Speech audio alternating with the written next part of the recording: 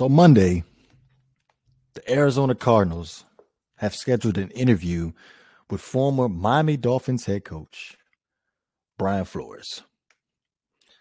I feel like I'm qualified to talk a little bit about some Brian Flores. Spent 3 seasons with the Miami Dolphins. Rebuilt the whole team from scratch in 3 seasons, 24-25 record. His final year with the Miami Dolphins had a 9-8 record. But I'm not too confident if the Arizona Cardinals decided to hire Brian Flores as the next Arizona Cardinals head coach. Now, the Arizona Cardinals just hired an ex-executive from the New England Patriots, Monty Austinfant. Clearly, Brian Flores and Mr. Austin Fort have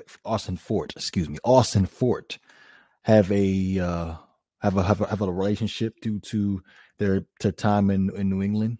I believe Brian Flores spent 11 years with the New England Patriots. But I'm not too sure about this. If this is the right direction that the Arizona Cardinals should go in, due to the whole lawsuit that Brian Flores filed in 2022, the class action with the racist hiring practices for coaches and general managers. Former head coach Steve Wilkes was added to that lawsuit as far as his suit against the Arizona Cardinals. So I feel like if Flores was to go into the building, it would have to be an automatic hire. But that's not my thing. Okay? That's not my thing. My issue with if the Arizona Cardinals decided to hire Brian Flores is I feel like the Arizona Cardinals needed to go into the direction of hiring a offensive-minded coach. Don't get me wrong. Brian Flores is a phenomenal defensive-minded head coach. I feel like he would improve the Arizona Cardinals' defensive numbers dramatically. Be able to get the best out of Isaiah Simmons, who y'all just cannot seem to figure out what y'all want to do with him. Maximize Zavin Collins. Probably make Budda Baker an even better safety in the league. But I'm looking at the offensive side of the football where you have this $230 million quarterback. And that's Kyler Murray. You just recently fired Cliff Kingsbury, who had your offense at 21st, and as far as points scored and your yards per game was, I believe, was 22nd. He was supposed to be this big, huge offensive minded next big thing out of college. Had signed a contract extension, and then they decided to go in a different direction.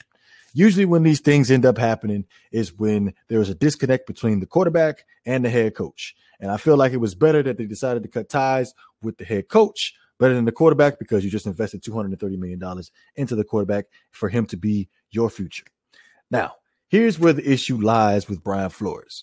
With his time with the Miami Dolphins, we've had a serious issue with young quarterback Tua Tagovailoa, multiple offensive coordinators unable to get the thing clicking. Now, Chad O'Shea, Chan Gailey, George Gossett, Eric Studsville.